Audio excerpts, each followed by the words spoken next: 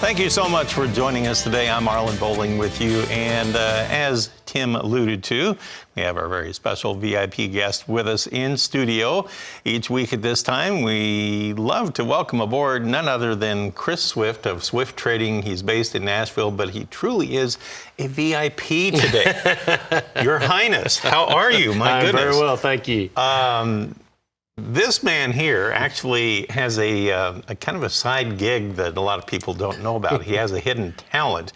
And if you don't mind, I'd like to sidetrack you for just a second about that. Okay. Chris became nationally famous over the weekend, and I believe we have some pictures that show this. You won the National Nanner Pudding Contest. Is that correct? I won it with Not Your Nanners, Nana Pudding. So. That's actually what you call it. Yeah. Oh, there's a picture of it. Oh my gosh, look at that. So that is your concoction. That's right mine, there? yeah. And you had to make that in front of a crowd? In 1 hour. You had an audience of what? Well, what did you say, like 2,000 Well, people? there was quite an audience in there, but yeah, the festival put out close to 2,000 people. It was incredible. It was a big showing for it. I didn't even know that was a thing. And you said that this is held in Centerville, Tennessee. Yeah. Every year. It's a big deal. Lasts all weekend. It is. It's huge. You can't believe the people that come out for it. And just because the economy is the way it is, it's doubly important. You won $2,000 for banana pudding. Banana pudding. What's the name of it again? Not Your Nana's Nanner Pudding. Holy mackerel, that is just so amazing. A national winner right here on the set. And, well, anyway, congratulations. Thank you, sir. I got to shake your hand.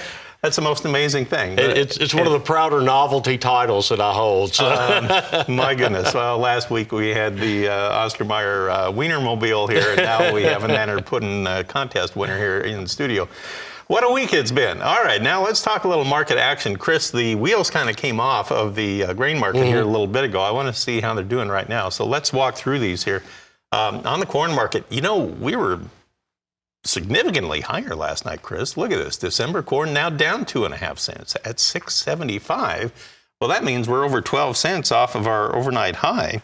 In the soybean trade, we had November as high as $13.75 3/4 last night. Now we're more than a dime off of that at $13.65, only 1/4 cent higher so far this morning. Let's move on. Let's look to Chicago wheat. December down 7 1/4 at 9.14 1/4 here today. Kansas City wheat, we have December down 5 1/2 at 9.86 per bushel.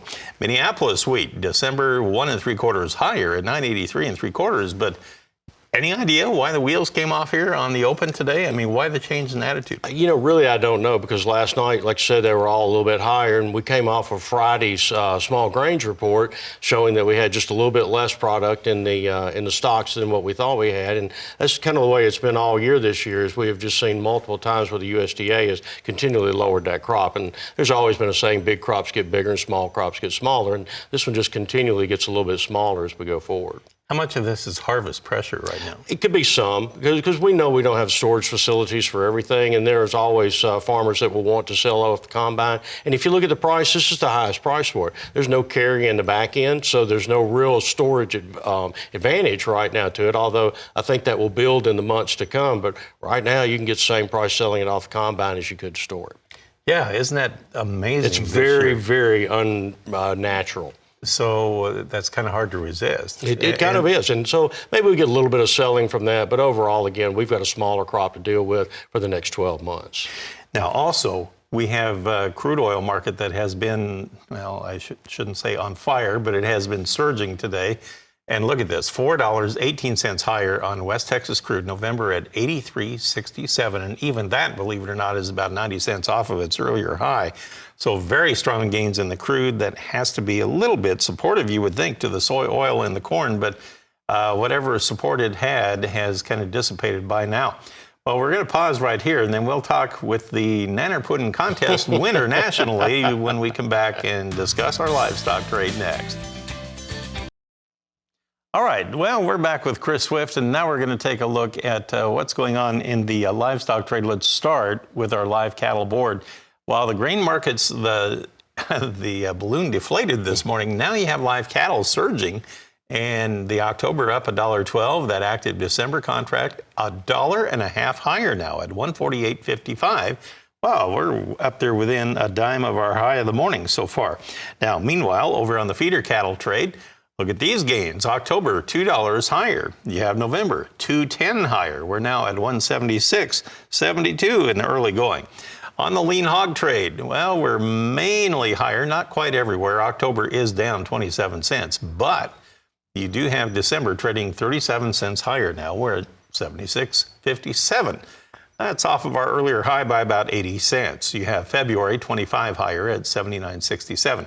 Kind of lackluster trade here on the lean hogs, but boy, the feeder cattle market here is really going to town. It is. Does it have more room to go on the upside? It possibly could. You know, we got down to a positive basis again. That was very important. We hadn't seen that in years, actually. So just within the last several weeks, we got down into a positive basis. The futures market had collapsed. We lost about $16, $17 over the last couple of weeks. So to see it back up again a little bit and maybe start to just converge a little bit and hang closer to around where that index is much more likely than either putting premium on or taking a lot off. So I have a November chart that I pulled up here, and I noticed on the November feeder cattle chart, boy, that is quite a sell-off. You can see there on a 6-month chart. In fact, let's see if I can zoom in on that just a little bit here. Let's go to a 3-month. There, you can really see it, that sell-off here since August.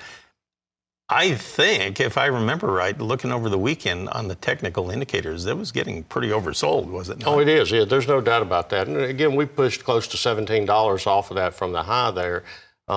It probably could use a bounce or just a little bit of settling down. The volatility has been immense in the futures markets to begin with.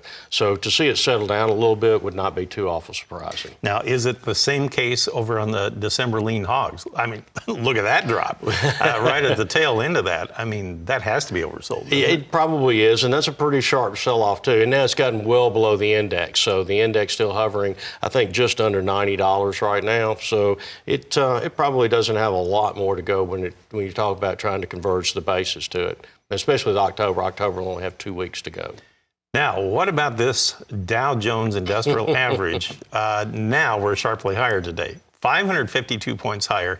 December futures now at 29,357. This has been just a real roller coaster, and I think people are almost getting nauseated watching this Dow. And what kind of impact is it going to continue to have on the ag trade, or are they going to ignore it now? I don't think they'll ever ignore it, but it is. It's not as significant as it was. It's all about the volatility, and the volatility is how fast the market moves up and down, not up or down. So we see prices jump up, we see them come back down again, and people get kind of tired of that, and so they sit to the sideline. They step over to it, and they let some of the volatility die down, and then they try to pick which way they want to go from there. But right now, I think it's the big volatility that people are most spooked about. And that chart there looks almost identical to the lean hogs and the feeder cattle chart. A lot of them just straight down, unfortunately. Yeah, it looks like it's maybe oversold. Anyway, thank you so much for Absolutely. coming in and just gracing us with your presence I here. appreciate that. I sure do. Congratulations again on being a national winner.